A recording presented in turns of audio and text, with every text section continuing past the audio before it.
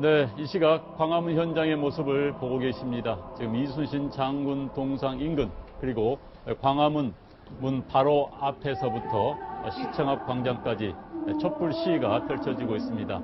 주최 측에서는 광화문 일대에만 20여만 명이 집결을 했다라고 주장을 하고 있습니다. 현재 시위대는 광화문 앞 광장과 청와대에 가까운 청운동 일대, 특히 청와대 담에서 100m 떨어진 효자동 치안센터 앞까지 몰려가서 촛불 시위를 펼치고 있습니다. 잠시 뒤인 저녁 7시에는 지난주와 마찬가지로 집회 현장에서 촛불을 1분 동안 끄는 1분 소등 행사가 열릴 예정입니다. 자, 오늘 또 여의도에서 두 분 젊은 의원들이 광화문에 나와주셨습니다. 자, 여의도에서 못다한 이야기를 함께 이 정부와 관련된 시원한 이야기를 들어볼 수 있기를 기대합니다. 자, 오신환 새누리당 의원, 네, 박용진 더불어민주당 의원 나오셨습니다. 네, 감사합니다. 예, 안녕하세요. 자, 지금 이제 방금 앞서 패널들도 정치 이야기, 대선 주자 이야기를 많이 했습니다. 지금 어제, 일단 그 전에 지금 어제 탄핵안 관련해가지고는 역시 새누리당이 관심을 많이 모았어요. 새누리당 내에서 예상보다 많은 수의 가결 찬성표가 나왔다. 본래 예상했던 거하고 어느 정도 차이 났다고 보십니까? 네, 제가 소위 비상시국회의 중심으로 해서 찬성표를 집계한 바로는 적게는 한 45표, 많게는 60표 정도를 예상했었습니다. 근데 어제 찬성표를 분석해 보면 62표로, 그러니까 172표가 야당과 무소속의 표라고 보면 62표가 나온 것이거든요. 그런 의미로 보면 상당히 소위 친박 중립지대에 있던 의원님들께서 민심의 여러 가지 흐름 속에서 신중하게 판단을 하지 않았나 이런 생각이 듭니다. 그러니까 그 예상했던 것보다 더 나왔고 그 표들은 성향은 친박 성향인데 왜 그럼 그런 친박 성향의 의원들이 그런 표를 던졌다, 가결표를 던졌다고 보십니까? 저는 결과적으로 대통령에 대한 탄핵 소추에 대한 문제, 그리고 국민들의 민심, 그리고 소추 사유에 대해서도 여러 가지 여러 의원님들께서 일정 정도 동의했던 부분들이 있지 않나 이렇게 생각을 하고요. 특히 당내 문제에도 충분히 영향이 있었다라고 생각을 합니다. 저는 결과적으로 지금의 친박 중심의 이정현 당 지도부가 대통령을 지키려고 했던 것 자체가 오히려 대통령을 고립시키는 어떤 한 원인이 되지 않았나 이런 생각을 해봅니다. 그렇기 때문에 이제 이후에 보수가 새롭게 정말 새롭게 태어나기 위해서는 당이 어떻게 개혁과 혁신을 이뤄가야 되는지에 대한 큰 고민 속에서 찬성표를 던지지 않았나 이런 판단도 들고요. 가장 중요한 것은 국민들의 민심이라고 생각합니다. 한 여론조사에서 78%에 이르는 우리 국민들이 탄핵에 찬성했던 것과 마찬가지로 정확하게 78%가 234표로 탄핵안에 표결이 된 것은 그 의미를 갖는다 이렇게 생각을 하고 있습니다. 예. 그러면 야당에서도 더불어민주당에서도 이런 결과를 예상하셨습니까? 못했죠. 네. 어떻게 예측하셨어요? 아니 저야 뭐 매주 토요일 날 광화문 채널A 방송에 와서 오신환 의원을 만나고 오신환 의원이 이른바 비상시국회의에서 탄핵 찬성하는 의원들의 수를 이렇게 점검하는 역할을 한 걸로 제가 아는데 네.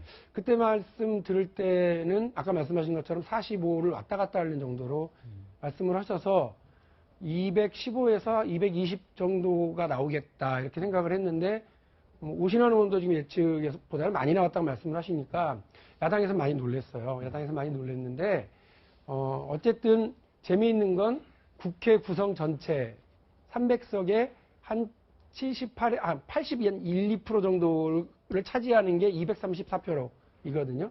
그러니까 사실은 국민 여론 수치와 거의 비슷한 7말 8초 정도의 이 비율을 거의 맞춰서 대의제 민주주의가 참 오랜만에 작동을 한 거 아니냐라고 하는 생각을 하고 있습니다. 네, 지금 화면에서는 세월을 상징하는 대형 고래 풍선이 등장을 했습니다. 그리고 그 위에는 촛불을 상징하는 촛불들을 놓고 대형 고래가 이동하는 그런 모습을 보고 계십니다. 지금 광화문 바로 앞 주 무대에서 펼쳐지고 있는 촛불 시위 현장의 모습입니다. 자, 오신환 의원. 네. 자, 결국 이제 새누리당 내부 사정에 관심이 굉장히 많아지고 있습니다. 새누리당 내 친박계 의원들 어떻게 지금 좀 변화가 있습니까? 지금 아마 경험을 하고 계시기 때문에 어제 탄핵 결정 이후에 어떤 변화가 있습니까? 저는 지금 탄핵에 찬성표를 던진 중립지대에 있는 초재선 중심의 의원들께서도 사실은 이제 보수가 새롭게 싹을 틔우기 위해서는 지금의 당 지도부 교체와 새로운 변화, 거의 당 해체 수준의 어떤 재창당의 길로 가지 않으면 절대 다시 회생할 수 없다. 국민들의 지지를 받을 수 없다는 것이 지금 현실적으로 다가와 있는 것입니다. 그렇기 때문에 당의 변화는 뭐 이제 절대적인 과제가 됐고요. 다만 지금 이정현 당 지도부가 벌써 2달 가까이 저렇게 버티고 있는 모습 속에서 물리적으로 끌어낼 수 없는 이런 어떤 한계들이 있습니다. 여전히 들리는 바에 의하면 뭐 일정 정도의 장치를 한 후에 사퇴하겠다 이런 이야기가 들리는데 저는 참 아니한 생각이고 지금 후한무치한 생각이다 이렇게 생각을 합니다. 어쨌든 이 대통령의 탄핵에 대한 결과를 겸허히 받아들이고 그 부분에 있어서 정치적 책임을 지는 것이 또 당 지도부가 해야 될 역할이 아닌가 이렇게 생각을 합니다. 조속히 퇴진하고 당을 새롭게 재건하는 것이 무엇보다 중요하다 이렇게 판단하고 있습니다. 그러면 지금 새누리당 비박계가 친박계를 밀어내고 당을 장악할 가능성은 없다는 말씀이신가요? 아니면 비대위 구성 등을 통해서 장악을 한 다음에 당을 개혁하겠다는 말씀이신가요? 절차상으로 보면은 당연히 이 비대위 구성이 먼저 되고 당을 해체한 후에 새롭게 재출발하는 것이 마땅하다고 생각을 합니다. 다만 지금 그 또한 앞서 말씀드린 대로 물리적으로 끌어낼 수 없는 한계가 있기 때문에 친박 지금 책임을 져야 되는 어떤 친박 주류에서 이선 후퇴를 하는 것이 바람직하다 생각을 하고요. 이제 그렇지 않을 때에는 더 당 내용이 더 깊어질 가능성이 있다 이렇게 판단하고 있습니다. 예. 자, 그럼 박용진 의원, 예. 지금 문재인 대표가 아까도 화면에 나왔습니다만은 어제 탄핵안이 가결됐는데도 또 이번엔 즉시 하야하라. 대통령이 즉시 물러나라라고 이야기를 하고 있어요. 당에서는 이 문재인 대표의 발언에 대해서 어떤 의견입니까? 당의 공식 입장이 이건 아니죠? 예, 아닙니다. 네. 어제 뭐 우상호 원내대표에게 이 의견을 물은 기자들이 있었던 모양인데 그것과 관련해서 당의 입장을 정한 바 없고 당은 이제 국회가 대통령의 헌법가치 위반, 법률 위반 행위에 대해서 헌법이 정해놓은 절차대로 탄핵을 한 거 아니겠습니까? 그 절차를 한 거고 다른 이야기들은 그냥 정치적 구호인 거죠. 그리고 그 정치적 구호는 당에서 그것을 받아들일 건지 말 건지를 따로 별도로 논의를 해야 되는데 별도로 논의하는 바가 없었습니다. 그래서 탄핵 이후에 어제 나온 이야기는요. 그 여야정 협의체 가동입니다.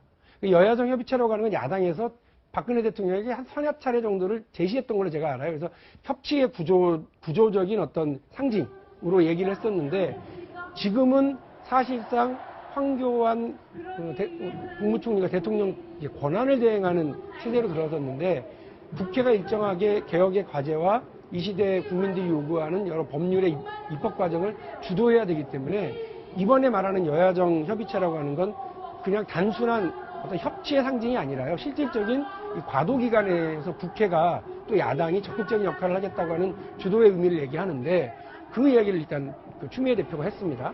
그리고 두 번째로 황교안 국무총리 체제에 대해서도 즉각 탄핵 대상, 다 물러나야 마땅한 사람, 총사퇴해도 된다 이렇게 얘기를 했던 수준에서 보면 상당히 많이 물러난 지켜보겠다로 지금 가 있는 거예요. 그래서 황교안 체제가 잘 가기를 바라고 황교안 체제가 제대로 일을 하길 바란다. 다만 그렇게 하지 못하면 지금 황교안 체제가 갖고 있는 잘못된 부분에 대해서 엄중히 따지겠다라고 하는 그 의견으로 조정이 된 거기 때문에 즉각 하야해라라고 하는 어떤 정치적 구호가 집중되기보다는 국정을 안정시키고 수권 야당으로서의 입장을 좀 보여주기 위한 안정적인 운영의 정당 운영과 안정적인 국회 운영, 안정적인 국정 운영 쪽으로 클릭 조정이 됐다 이렇게 보시면 될 것 같습니다. 그런데 지금 이 촛불 시대에서는 황교안 총리마저 구속하라. 뭐 이런 구호까지 나오고 있고, 예. 내각 총사퇴 이야기가 나오고 있어요. 이런 시대의 목소리가 커진 경우에도 더불어민주당에서는 현재의 기조, 황교안 체제의 안정과 국정의 안정을 바라는 그런 기조를 유지하실 수 있을까요? 제가 말씀드리는 건 헌법 절차입니다. 헌법 절차에 따라서 우리가 탄핵을 한 거거든요. 국민의 요구를 받들어서. 그럼 그 다음 헌법 절차가 뭐냐면 71조에 있는 것처럼 대통령 거리 시의 권한을 누가 그러면 이행할 건지가 나와 있는 겁니다.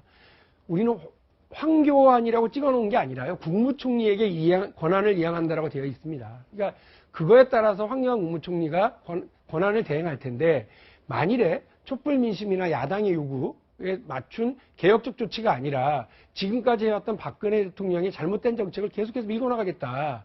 국민들이 반대하는데 한일 군사정보 협정을 계속 추진해 간다든지, 이전에 있었던 위안부 협상을 그대로 용인한다든지 하는 태도를 보이고 국민의 요구를 받아들이지 않고 이렇게 간다고 한다면, 제가 볼 때는 또 다른 정치 위기가 오는 거라고 봅니다. 지금 더불어민주당은 헌법 절차를 준수하는 의미에서 황교안 체제를 인정한다라고 하는 부분을 분명히 하는 거죠.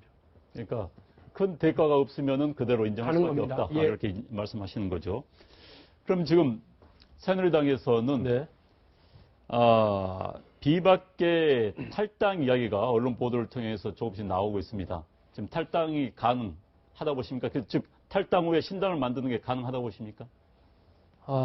지금 새누리당의 내일을 예측하기가 굉장히 어렵습니다. 일단은 앞서 말씀드린 대로 이정현 당 지도부의 퇴진이 먼저 선행돼야 되기 때문에, 그것이 전제된다면 굳이 탈당이 필요 없겠죠. 당의 비대위 체제로 전환하고 새로운 어떤 혁신적인 당 체제를 만들어감에 있어서 조금씩 다시 국민들의 지지를 받을 수 있도록 노력하고 쇄신하는 그 길만이 저는 보수의 가치를 지킬 수 있는 길이다, 이렇게 판단하고 있는데요.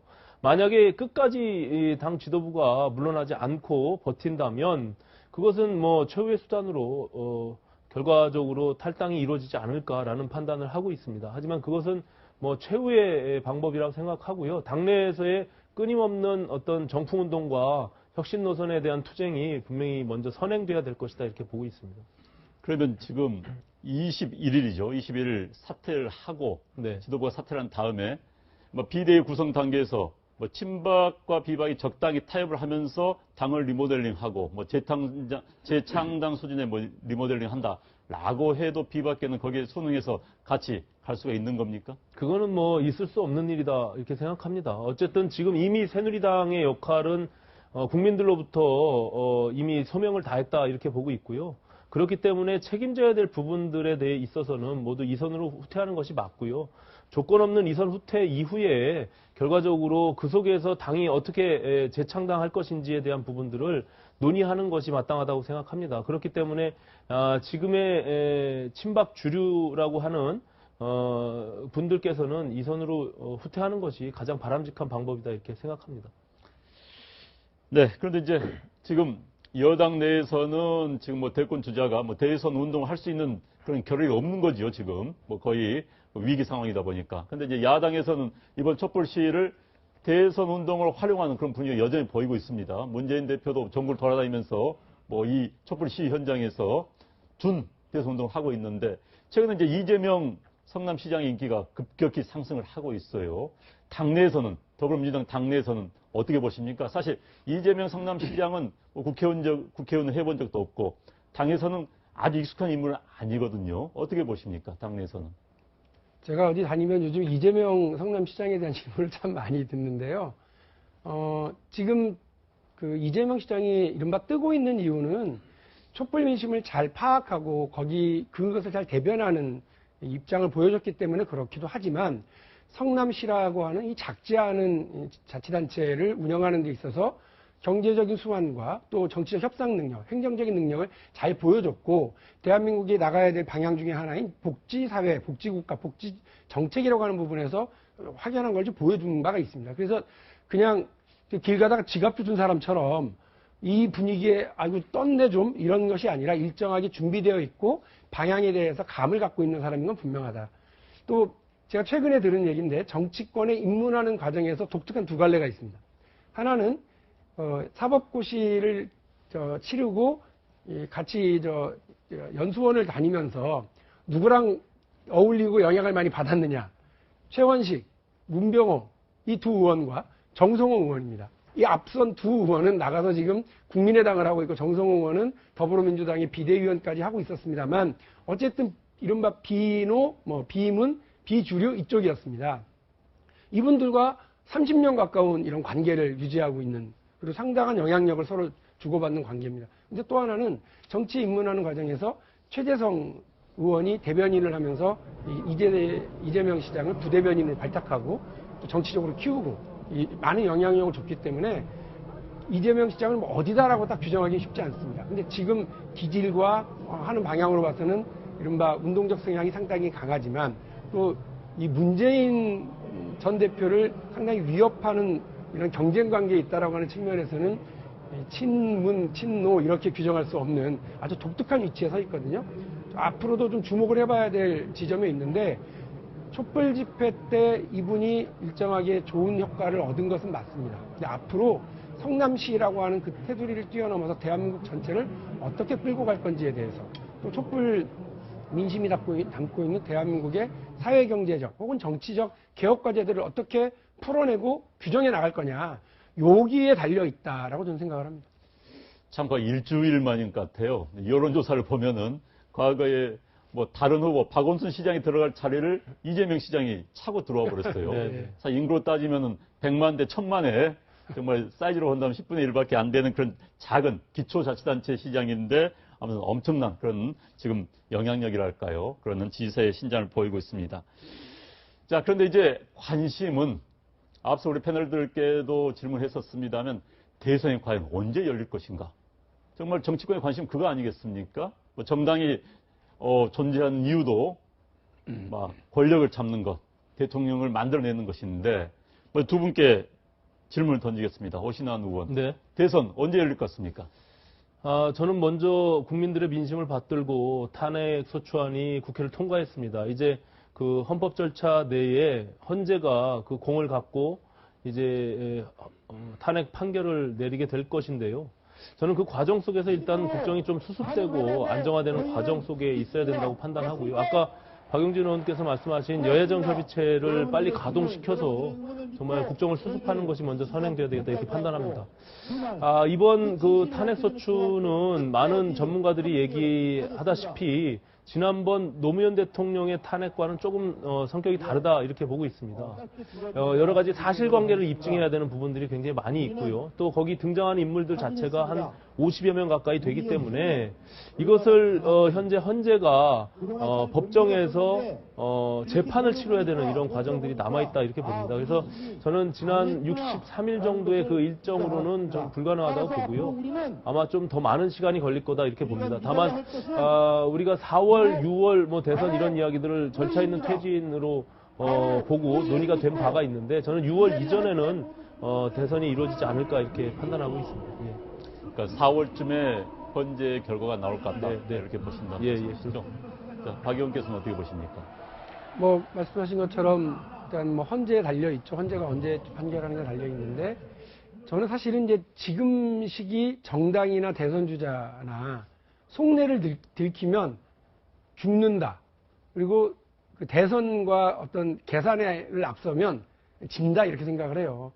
그래서 사실은 그 새로운 시대의 가치가 뭐냐? 그리고 지금 국회가 뭐를 해야 되느냐? 지금 그 야당은 어떤 일을 해야 되느냐? 또는 대선 주자인 나는 무엇을 통해서 국민들에게 새로운 대한민국의 모습을 제시할 거냐? 요거를 사실은 핵심으로 둬야 되는데 또 야속하게도 그런 질문을 안 하시고 시기에 대한 질문을 하셨으니까 그냥 더듬수를 그냥 두면 헌재가 어쨌든 지금 변수가 그거 아닙니까? 박한철 소장을 비롯해서 헌법재판관 두 분이 물러나게 되면 그 6명이 찬성을 해야 되는데 7명밖에 남지 않는데 이것도 참 곤란하고 건너들은 얘기입니다만 박한철 소장이 본인이 임기를 다하기 전에 마무리하려고 하는 생각은 있다는 겁니다.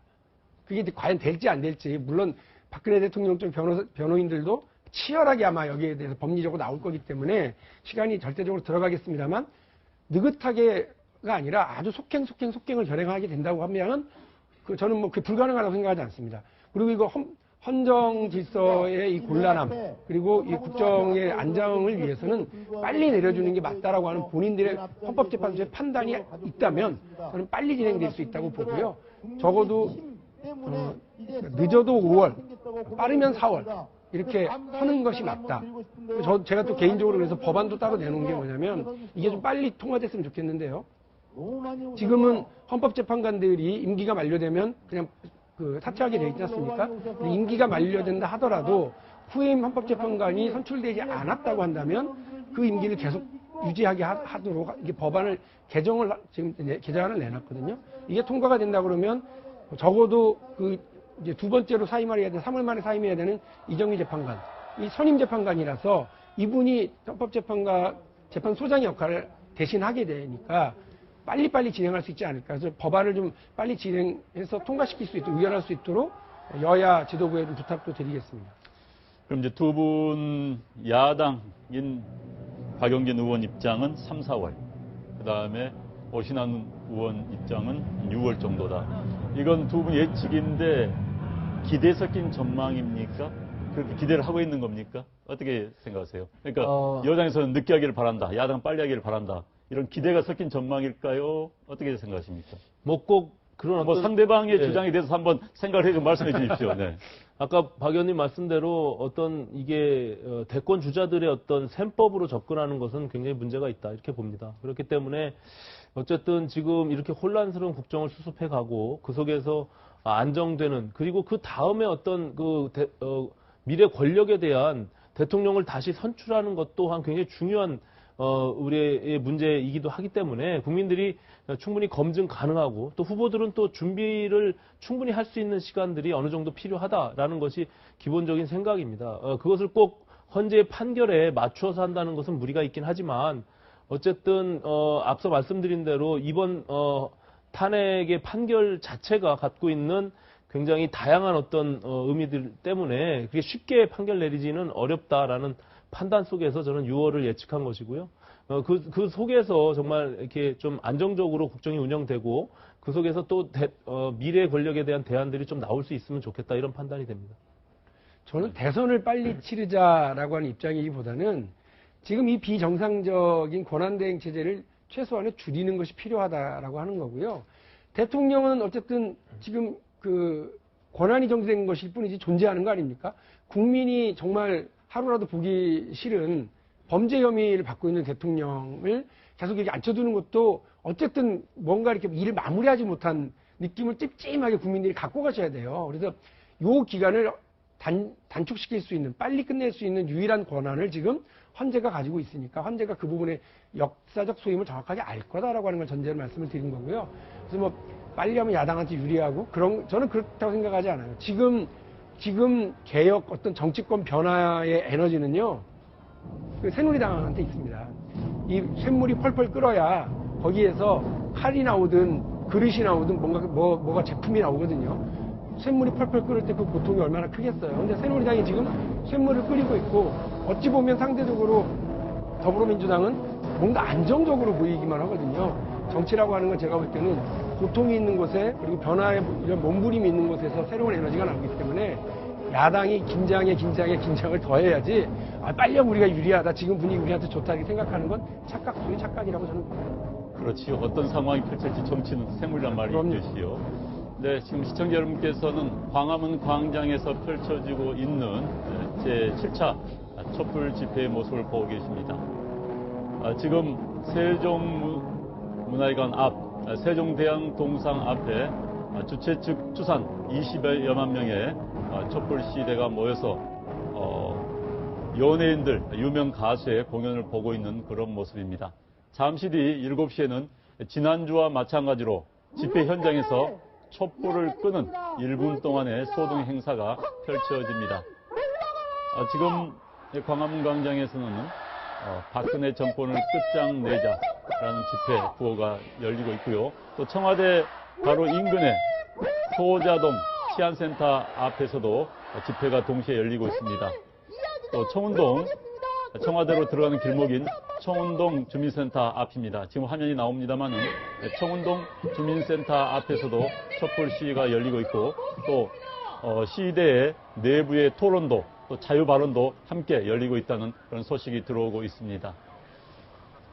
자, 지금 두 분 오늘 들어오시면서 시위대의 모습을 보고 들어오셨죠? 네. 네, 지난주하고는 좀 상황이 좀 바뀐 것 같아요. 아무래도 이제 촛불 시대 수도 줄어들고 구호도 좀 바뀌고 있는 모습을 보이고 있습니다. 앞서 패널들도 그런 말씀 하셨는데 박용진 의원께서는 어떤 변화를 느끼셨나요? 말씀하신 것처럼 일단 그 청와대를 향하는 어떤 분노 이런 부분들에 대해서 그 이후 어떻게 할 거냐. 탄핵이 된 것에 대해서 서로 자축하고 다행스럽게 생각하는 분위기가 첫 번째 있었지만 대통령 그 탄핵 이후를 어떻게 갈 건지에 대해서 여러 갈래들이 있는 것 같아요. 오늘 당장은 나타나지 않았습니다만 헌법재판소가 빨리 이 문제를 마무리해라라고 해서 헌재를 향하는 촛불이 기운이 있을 수 있고요.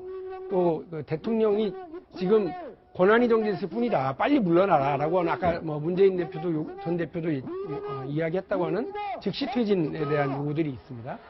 그 뒤에 들어서는 황교안 국무총리 권한대행 체제에 대해서도 이거 못 받아들이겠다. 라고 이제 쭉 어떻게 보면 그러면 가식사라는 거냐? 그렇다. 이 체제, 이 시스템을 바꾸지 않으면 안 된다라고 하는 국민적 요구는 뭐 지금도 여전히 뜨겁게 있습니다만 전체적으로 앞으로 어디로 어떻게 나갈지에 대한 고민들이 지금 촛불 민심 안에 서서히 어떤 흐름들을 지금 만들어가고 있는 것 같습니다. 오 의원께서는 어떻게 보셨습니까? 그 대통령을 탄핵하라는 성난 민심이 결과적으로 그 국회를 통해서 받아들여졌고 결과적으로 대통령은 탄핵이 됐습니다. 이러한 민심들을 이제 국회가 다시 좀 안정화할 수 있도록 그 역할을 다해야 된다고 보고요. 촛불의 수는 많이 줄어든 것만은 사실인 것 같습니다. 다만 여전히 국민들은 새로운 변화에 대한 욕구들이 남아있기 때문에 그것을 어떻게 정치권에서 받아들이고 그것을 이렇게 해결해 나가는 것이 더 중요한데요. 이제 앞으로는 국민들께서도 우리의 위대한 어떤 국민들의 모습들을 보여준 것과 마찬가지로 이제는 헌법재판소에서 판결을 기다리는 과정들이 남아 있고요. 또 헌법 질서 내에서 절차적으로 황교안 국무총리가 대통령의 권한대항을 맡는 것이 우리의 헌법에 규정이 되어 있기 때문에 그것을 받아들이고 또 이제 수습하면서 그 다음에 어떤 새로운 사회, 새로운 시대를 맞이할 수 있는 그런 과정의 길을 가는 것이 먼저 우선돼야 되지 않을까 이렇게 생각합니다. 그래서 이제 국민들께서도 안정적인 어떤 일상생활로 다시 돌아가는 것이 저는 바람직하지 않을까 이렇게 생각을 합니다. 네, 박용진 의원. 예, 제가 뭐 한 말씀을 좀 보태면 황교안 총리 권한대행 체제에 대해서 우리 국민들 속이 안 차실 거라고 생각합니다. 그리고 그 황교안 총리도 역시 꼴보기 싫은 사람 중에 한 명일 거라고 봐요. 근데 왜 더불어민주당이 여기에 대해서 적극적으로 황교안 총리 체제에 대해서 그러니까 물러나라고 얘기하지 않느냐. 나라를 위해서라고 저는 생각을 합니다.